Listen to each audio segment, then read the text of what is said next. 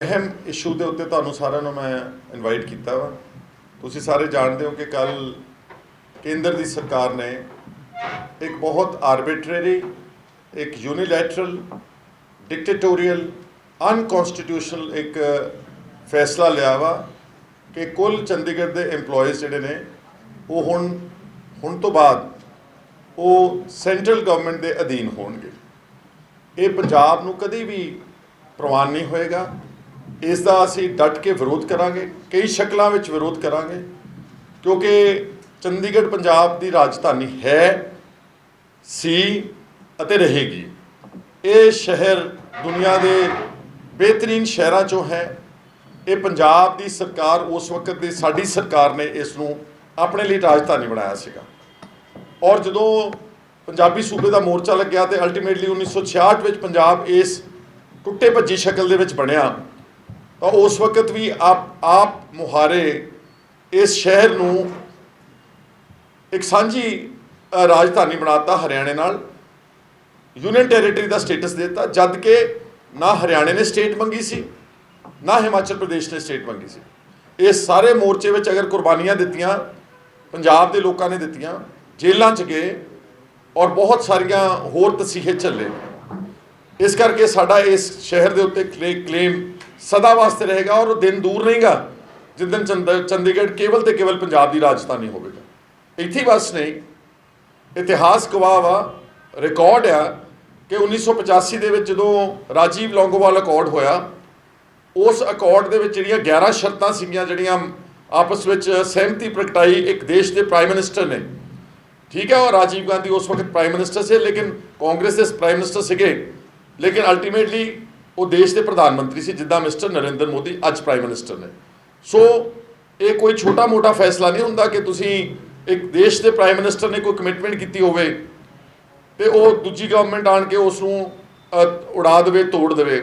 एक clause number 7 ते सीगा कि चंडीगढ़ जिहड़ा पंजाब नूं ट्रांसफर किया जाएगा।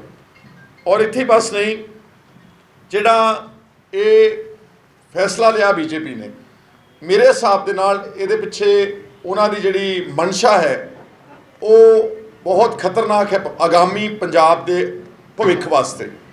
जिस तरह इन्होंने पहला BBMB का कंट्रोल खोया साडे तो, साडी नुमाइंदगी हटा दी। उस तो पहला जिद्दां BSF के दायरे नूं रूटीन 50 किलोमीटर तो वधा के 150 किलोमीटर कर दिता। इसका मतलब यह है कि पंजाब केंद्र की सरकार पंजाब नूं अपने रिमोट कंट्रोल राही चलाउणा चाहुंदी है। ये होम डिपार्टमेंट को अपने कब्जे थले रखना चाहती है। जिहड़ा मैं ED का केस भुगत्या सिर्फ इस करके भुगत्या सी कि मैं BJP के जिहड़े ड्रैकोनियन लॉज सीगे, चाहे वो युवापा है तो चाहे वो फार्मर्स एजिटेशन है तो चाहे वो जिहड़े उस वक्त उन्होंने पंजाब के नाल धक्का किया, 3 काले कानून पास किए खेती के, उन्होंने काले कानूनों की जद्दोजहद में 600-700 बंदा मर गया। नवरीत सिंह डिबडिबा एक जिहड़ा होनहार बच्चा साडा रुद्रपुर तो ट्रैक्टर परेड में 26 जनवरी को पुलिस की गोली के नाल मारा गया। इन्हां इशूज़ के करके मेरे तो ED का रेट बना के मैनूं 78 दिन जेल में रखा गया। इस करके ये कहना चाहुंदे कि BJP दे ये move is very very dangerous and I feel ultimately they want to take over control of Punjab and ultimately Punjab नूं आप चलाउणा चाहुंदे ने, जिहड़ा कि पंजाब के लोगों को कदी प्रवान नहीं होएगा। साडा चंडीगढ़ के उत्ते क्लेम डायल्यूट कर रहे हैं, जिहड़ा चंडीगढ़ में अनुपात ईवन जो यूनियन टैरेटरी का स्टेटस किया गया तो केंद्र की सरकार ने 60-40 का रेशो उसनूं क्या सीगा कि 60% एम्पलॉयज़ चंडीगढ़ में पंजाब के होणगे ऑफिसर्स, 40% जिहड़े ने वो हरियाणे के होणगे। लेकिन आपे पिछले समय उसनूं भी डायल्यूट करके पंजाब की रिप्रजेंटेशन चंडीगढ़ यूनियन टैरेटरी के कंट्रोल में आप घटा दी उन्होंने। और आ जिहड़ा फैसला वा कि असी सारे जिहड़े चंडीगढ़ के एम्पलॉयज़ ने वो गवर्नमेंट ऑफ इंडिया के अधीन होणगे, इहदे नाल पंजाब की भाषा ते डायरैक्ट असर पवेगा तो पंजाब की जिहड़ी होंद आ उहनूं खतरे दे पाउण विच उन्होंने इम्तिहान लिया वा। पंजाब के लोग अगर इनू वैसे ही डाइजैसट कर जाएंगे तो अगला फैसला BJP का इहदे नालों भी भयानक आवेगा। इसलिए मेरे पंजाब के लोगों सब नूं अपील है, सारे वर्गां के लोगों नूं, सारियां पार्टियां के लोगों नूं कि इसनूं we have to fight it out very strongly. क्योंकि जिहड़ा साडी भाषा मैं कह रहा सीगा, जो तुसीं केंद्र के एम्पलॉयज़ बन गए they can get any employee from Uttar Pradesh, they can get somebody from Bihar, they can get somebody from Rajasthan, ਜਿਹੜੇ ਬੰਦਿਆਂ ਨੂੰ ਪੰਜਾਬੀ ਬੋਲਣੀ ਨਹੀਂ ਆਉਂਦੀ ਹੋਊਗੀ, ਸਾਡਾ ਡੋਮਿਸਾਈਲ ਨਹੀਂ ਹੋਏਗਾ, ਤਾਂ ਇਹਦਾ ਮਤਲਬ ਹੈ ਕਿ ਇਹ ਪੰਜਾਬ ਦਾ ਉਹਨਾਂ ਨੇ ਪਹਿਲਾ ਕਦਮ ਪੱਟਿਆ ਵਾ। ਸਾਡਾ ਉਹ ਟੈਂਪਰੇਚਰ ਚੈੱਕ ਕਰ ਰਹੇ ਨੇ ਕਿ ਕਿੰਨਾ ਕੁ ਵਿਰੋਧ ਕਰਦੇ ਨੇ। ਇਸ ਤੋਂ ਬਾਅਦ ਪਤਾ ਨਹੀਂ ਕੀ ਉਹਨਾਂ ਨੇ ਆਉਣ ਵਾਲੇ ਸਮੇਂ 'ਚ ਕਰਨਾ ਹੈ। ਜਿੱਦਾਂ ਜੰਮੂ ਕਸ਼ਮੀਰ ਦੇ ਟੋਟੇ ਕਰਕੇ ਇੱਕ ਚੰਗੀ ਭਲੀ ਸਟੇਟ ਨੂੰ ਯੂਨੀਅਨ ਟੈਰੀਟਰੀ ਬਣਾਤਾ। Anything can be expected from this government, ਜਿਹੜੀ ਕਿ ਪੰਜਾਬ ਵਿਰੋਧੀ ਅੱਜ ਸਾਬਤ ਹੋ ਚੁੱਕੀ ਹੈ। ਜਿਸ ਢੰਗ ਦੇ ਨਾਲ ਕਿਸਾਨਾਂ ਦੇ ਅੰਦੋਲਨ ਵਿੱਚ ਉਹਨਾਂ ਨੇ ਦੁਰਵਿਵਹਾਰ ਕੀਤਾ, ਕਿਸੇ ਇੱਕ ਬੰਦੇ ਦਾ ਹਾਲ ਨਹੀਂ ਪੁੱਛਣਗੇ। ਉਹਨਾਂ ਦੇ ਬਰੂਹਾਂ ਦੇ ਉੱਤੇ 600-700 ਬੰਦਾ ਮਰ ਗਿਆ, ਇੱਕ ਸਾਡਾ ਨੌਜਵਾਨ ਮਰ ਗਿਆ। ਨਾਟ one tweet from any BJP leader. ਇਸ ਕਰਕੇ ਇਸ ਦਾ ਅਸੀਂ ਬਹੁਤ ਸਖਤ ਸ਼ਬਦਾਂ ਦੇ ਵਿੱਚ ਬਹੁਤ ਜ਼ਬਰਦਸਤ ਵਿਰੋਧ ਕਰਾਂਗੇ।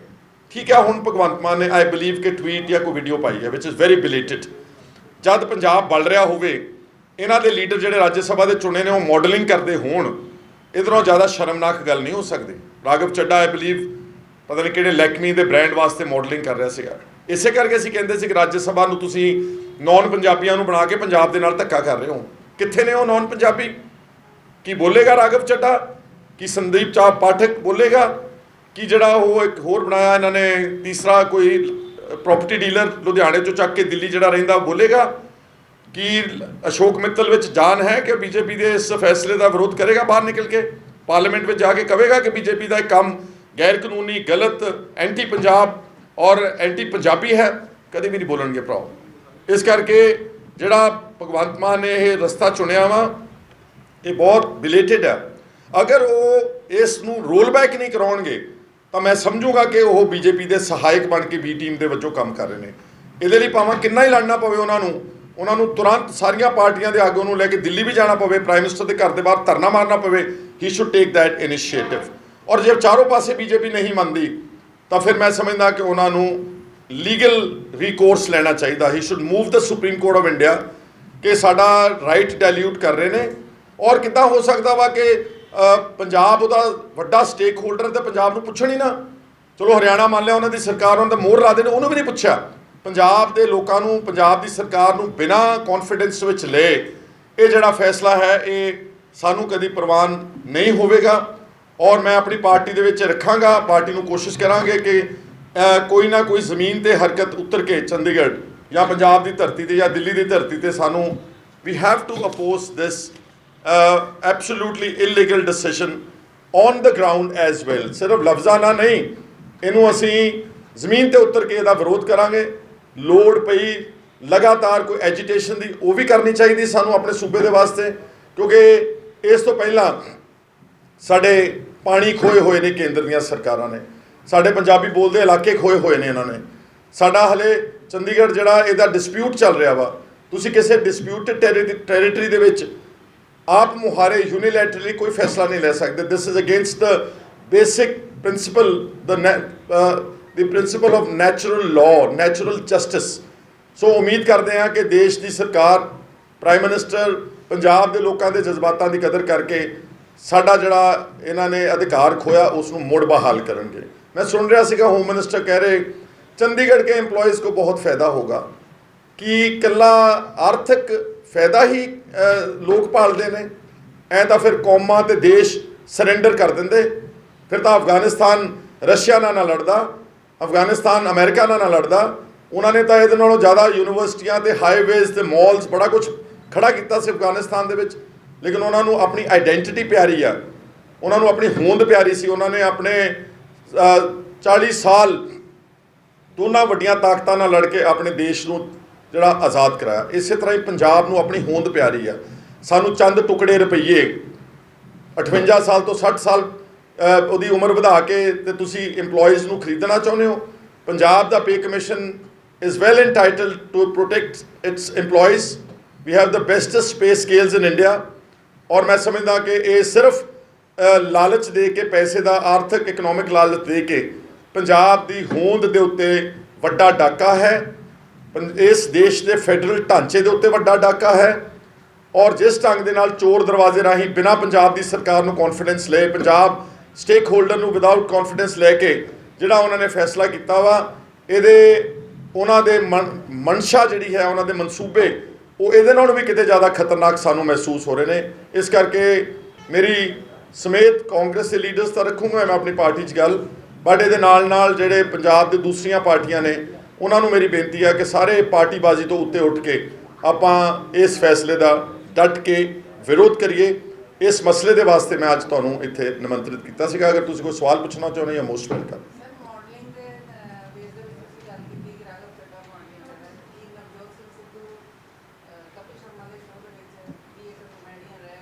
ਨਹੀਂ, ਜਦੋਂ ਨਵਜੋਤ ਸਿੰਘ ਸਿੱਧੂ ਸੀਗੇ ਹੀ ਵਾਸ ਨਾਟ ਐਨ ਇਲੈਕਟਡ ਪਰਸਨ। ਜਦੋਂ ਉਹ ਮਿਨਿਸਟਰ ਬਣ ਗਏ ਨੇ ਤਾਂ ਜਿਹੜਾ ਇੱਕ ਕੌਨਫਲਿਕਟ ਆਫ ਇੰਟਰਸਟ ਹੈ ਜਿਹੜਾ ਉਹ ਉਹਨਾਂ ਨੇ ਤੁਰੰਤ ਬੰਦ ਕਰ ਦਿੱਤਾ ਸੀਗਾ। ਔਰ ਜਦ ਤੱਕ ਜਦੋਂ ਕਾਂਗਰਸ ਦੇ ਮਿਨਿਸਟਰ ਬਣੇ ਉਹਨਾਂ ਨੇ ਜਿਹੜੇ ਕੰਟਰੈਕਟ ਵਗੈਰਾ ਸਾਰੇ ਕੈਂਸਲ ਕਰ। ਸਵਾਲ ਇਹ ਨਹੀਂ ਹੈਗਾ ਕਿ ਆਪਣੀ ਪ੍ਰਾਈਵੇਟ ਜ਼ਿੰਦਗੀ 'ਚ ਬੰਦਾ ਕੀ ਕਰਦਾ। ਇੱਧਰ ਅੱਗ ਲੱਗੀ ਪਈ ਆ, ਉੱਧਰ ਉਹਨੂੰ ਮਾਡਲਿੰਗ ਚੇਤੇ ਆ ਰਹੀ ਆ। ਵੀ ਤੁਸੀਂ ਕੀ ਸਪੋਰਟ ਕਰਦੇ ਹੋ ਉਹਦੀ ਕਿ ਮਾਡਲਿੰਗ ਕਰਨੀ ਚਾਹੀਦੀ ਪੰਜਾਬ ਨੂੰ ਛੱਡ ਕੇ? ਤੁਸੀਂ ਦੱਸ ਦਿਓ, ਮੈਨੂੰ ਜਵਾਬ ਦਿਓ ਨਾ ਇਸ ਗੱਲ ਦਾ। ਇਹ ਰੋਜ਼ਗਾਰ ਥੋੜ੍ਹਾ ਹੈਗਾ ਜੀ ਮੈਡਮ, ਉਹਨੂੰ ਰਾਜ ਸਭਾ ਦੀ ਤਨਖਾਹ ਮਿਲਦੀ ਹੈ, ਫਿਰ ਛੱਡ ਦੇਵੇ ਰਾਜ ਸਭਾ ਦੀ, ਪਹਿਲਾਂ ਮਾਡਲਿੰਗ ਕਰ ਲਵੇ ਚੰਗੀ ਤਰ੍ਹਾਂ। ਸਰ ਮਾਨ ਸਾਹਿਬ ਨੇ ਵੱਡਾ ਫੈਸਲਾ ਕੀਤਾ ਕਿ 2 ਸਟੈਪ ਜਿਹੜਾ ਕੀ ਹੈ ਰਾਸ਼ਨ ਪਹੁੰਚਾਇਆ ਜਾਊਗਾ ਘਰ ਘਰ, ਕਿੱਦਾਂ ਦੇਖਦੇ ਹੋ? ਦੇਖੋ, ਮੈਂ ਪਹਿਲੇ ਦਿਨ ਤੋਂ ਕਿਹਾ ਸੀਗਾ ਕਿ ਜਿਹੜਾ ਵੀ ਫੈਸਲਾ ਕੋਈ ਆਮ ਆਦਮੀ ਪਾਰਟੀ ਦੀ ਸਰਕਾਰ ਠੀਕ ਕਰੇਗੀ ਅਸੀਂ ਸਵਾਗਤ ਕਰਾਂਗੇ। Because we are not here to condemn just for the purpose of condemnation, not here to oppose just that we have to oppose everything. ਉਹਨਾਂ ਨੇ ਪਹਿਲਾਂ 122 ਬੰਦਿਆਂ ਦੀ ਸਿਕਿਉਰਿਟੀ ਪੋਲੀਟੀਕਲ ਆਦਮੀਆਂ ਦੀ ਲਈ ਕਰਟੇਲ ਕੀਤੀ, ਅਸੀਂ ਸਵਾਗਤ ਕੀਤਾ। ਹਾਲਾਂਕਿ ਉਹਦੇ 'ਚ ਫਲॉ ਆ, ਜਿਹੜੇ ਆਫਸਰਸ ਨੇ ਜਿਹੜੇ ਚੰਡੀਗੜ੍ਹ ਦੇ ਰਾਜਧਾਨੀ 'ਚ ਬੈਠੇ ਨੇ 5-4 ਕਿਲੋਮੀਟਰ ਜਾਂਦੇ ਨੇ, ਇੱਕ ਜਿਪਸੀ ਅੱਗੇ ਲਾਈ ਹੁੰਦੀ, ਇੱਕ ਜਿਪਸੀ ਪਿੱਛੇ ਲਾਈ ਹੁੰਦੀ। ਜਾਂਦੇ ਕਿੱਥੇ ਨੇ? ਸੈਕਟਰੀਏਟ ਜਾਂ ਪੁਲਿਸ ਹੈਡਕੁਆਟਰਸ, ਸਭ ਤੋਂ ਮਹਿਫੂਜ਼ ਥਾਵਾਂ ਦੇ ਉੱਤੇ। ਇਸ ਕਰਕੇ ਜੇ ਪੋਲੀਟੀਕਲ ਆਦਮੀਆਂ ਦੀ ਸਿਕਿਉਰਿਟੀ ਕੱਟੀ, ਉਹਨਾਂ ਦੀ ਵੀ ਕੱਟੋ। That will save you much more in the financial side of it. ਔਰ ਦੂਸਰਾ, ਉਹਨਾਂ ਨੇ ਅੱਛਾ ਫੈਸਲਾ ਕੀਤਾ ਕਿ ਵਨ ਪੈਨਸ਼ਨ, ਮਲਟੀਪਲ ਪੈਨਸ਼ਨ ਬੰਦ ਕੀਤੀ। ਸਭ ਤੋਂ ਪਹਿਲਾਂ ਮੈਂ ਸਵਾਗਤ ਕੀਤਾ, ਕਿਉਂਕਿ ਮੈਂ ਸਮਝਦਾ ਕਿ ਮਲਟੀਪਲ ਪੈਨਸ਼ਨ ਦਾ ਕੋਈ ਰੋਲ ਨਹੀਂ ਹੈ, ਲੋੜ ਨਹੀਂ ਹੈਗੀ। ਇੱਕ ਪੈਨਸ਼ਨ, ਲੇਕਿਨ ਇੱਕ ਪੈਨਸ਼ਨ ਜਿਹੜੀ ਆ, ਕੁਝ MLAs ਨੇ ਬਹੁਤ ਗਰੀਬ ਹੁੰਦੇ ਨੇ ਔਰ ਕੁਝ ਲੋਕਾਂ ਨੂੰ ਐਂ ਲੱਗਦਾ ਕਿ MLA ਤੇ ਪੋਲੀਟੀਕਲ ਤਾਂ ਕੁਝ ਕਰਦੇ ਹੀ ਨਹੀਂ ਹੈ, ਤਾਂ ਸਿਰਫ ਉੱਦਾਂ ਘੁੰਮਦੇ ਫਿਰਦੇ ਨੇ। ਇਹ ਲਾਈਫ ਟਾਈਮ ਇਸ਼ੂ ਆ। ਮੇਰੇ ਜ਼ਿੰਦਗੀ ਦੇ 25 ਸਾਲ ਪੋਲੀਟਿਕਸ ਵਿੱਚ ਲੰਘੇ ਨੇ। ਮੈਂ ਕਿਹੜਾ ਕੋਈ ਵਪਾਰ ਦੁਕਾਨ ਕੀਤੀ ਆ, ਮੈਂ ਕਿਹੜਾ ਕੋਈ ਹੋਰ ਧੰਦਾ ਕੀਤਾ, ਮੈਂ ਕਿਹੜਾ ਕੋਈ IPS IAS ਅਫਸਰ ਬਣਿਆ। Therefore, one legitimate pension which should be respectable, ਜਿਹਦੇ ਨਾਲ ਅੱਜ ਦੇ ਮਹਿੰਗਾਈ ਦੇ ਯੁੱਗ ਵਿੱਚ ਇੱਕ MLA ਆਪਣਾ ਘਰ ਚਲਾ ਸਕੇ, ਅਸੀਂ ਸਵਾਗਤ ਕੀਤਾ। ਜਦੋਂ ਗੱਲ ਗਲਤ ਕਰਨਗੇ, ਗਲਤ ਕਵਾਂਗੇ। ਇਹਨਾਂ ਨੇ ਬੱਸਾਂ ਭਰ ਕੇ ਆਪਣੀਆਂ ਰੈਲੀਆਂ ਕੀਤੀਆਂ, ਵਾਟ ਫॉर? ਤੁਹਾਨੂੰ ਐਡਾ ਵੱਡਾ ਮੈਂਡੇਟ ਦਿੱਤਾ ਲੋਕਾਂ ਨੇ, ਤੁਸੀਂ ਹਲੇ ਵੀ ਰੱਜੇ ਨਹੀਂ ਹੋ। ਤੁਹਾਨੂੰ ਫਿਰ 2 ਲੱਖ ਆਦਮੀ ਇਕੱਠਾ ਕਰਕੇ ਕਿਹਨੂੰ ਮੁਜ਼ਾਹਰਾ ਕਰਨਾ ਚਾਹੁੰਦੇ ਹੋ? ਪੰਜਾਬ ਦੇ ਲੋਕਾਂ ਨੇ ਤਾਂ ਵੋਟ ਪਾ ਕੇ ਤੁਹਾਨੂੰ ਜਿਤਾ ਦਿੱਤਾ ਕਿ ਤੁਹਾਡੇ ਅਸੀਂ ਨਾਲ ਆ। ਉਹਨਾਂ ਲੋਕਾਂ ਨੂੰ ਫਿਰ ਸਰਕਾਰੀ ਬੱਸਾਂ 'ਚ ਬਿਠਾ ਕੇ ਇਕੱਠ ਕਰਕੇ ਕਿਹਨੂੰ ਦਿਖਾਉਣਾ ਚਾਹੁੰਦੇ? ਉਹ ਗਲਤ ਸੀਗਾ। ਜਿਹੜਾ ਕੰਮ ਗਲਤ ਕਰਨਗੇ, ਤੁਸੀਂ ਰਾਸ਼ਨ ਦੀ ਗੱਲ ਕੀਤੀ, ਇਹ ਹੁਣ ਜਦ ਤੱਕ ਇੰਪਲੀਮੈਂਟ ਹੋਵੇਗਾ ਦੇਖਣਾ ਵਾ ਕਿ ਕੀ ਉਸ ਪ੍ਰਣਾਲੀ ਵਿੱਚ ਲੋਕਾਂ ਨੂੰ ਫਾਇਦਾ ਜ਼ਿਆਦਾ ਕਿ ਥਰੂ ਡਿਪੋਜ਼ ਲੋਕਾਂ ਨੂੰ ਜ਼ਿਆਦਾ ਸਹੂਲਤ ਸੀਗੀ। ਇਹ ਆਉਣ ਵਾਲਾ ਸਮਾਂ ਦੱਸੇਗਾ ਐਂਡ ਅਕੋਰਡਿੰਗਲੀ ਵਿਲ ਰਿਐਕਟ।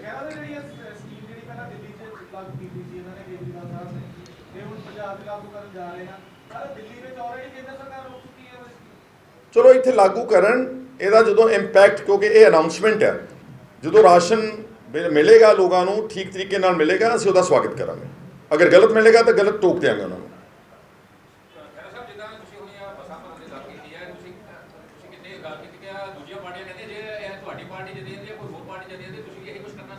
ਕੋਈ ਜ਼ਰੂਰੀ ਹੈ ਜੇ ਪਿਛਲਿਆਂ ਨੇ ਗਲਤੀ ਕੀਤੀ ਤੇ ਆਪਾਂ ਵੀ ਗਲਤੀ ਕਰਨੀ ਹੈ? ਇਸ ਗੱਲ ਦਾ ਜਵਾਬ ਦਿਓ ਮੈਨੂੰ ਜ਼ਰਾ। 2 wrongs never make a right। ਠੀਕ ਹੈ ਜੀ, thank you so much. All World Open Challenge 17-time gold medalist Mia Rafiq Mohammed, पंडित मौलवी बेगम तांत्रिक इन्हां चोरा ठग्गां तो सावधान। स्पेशलिस्ट वशीकरण, सट्टा नंबर, लव मैरिज, पति पत्नी च अनबन, विदेश च पक्का होना, कारोबार दा ना चलना, सिर्फ 31 घंटियां विच समाधान। फ्री फ्री फ्री मिया रफीक मोहम्मद। मोबाइल 84 374 94 647 84 374 94 648।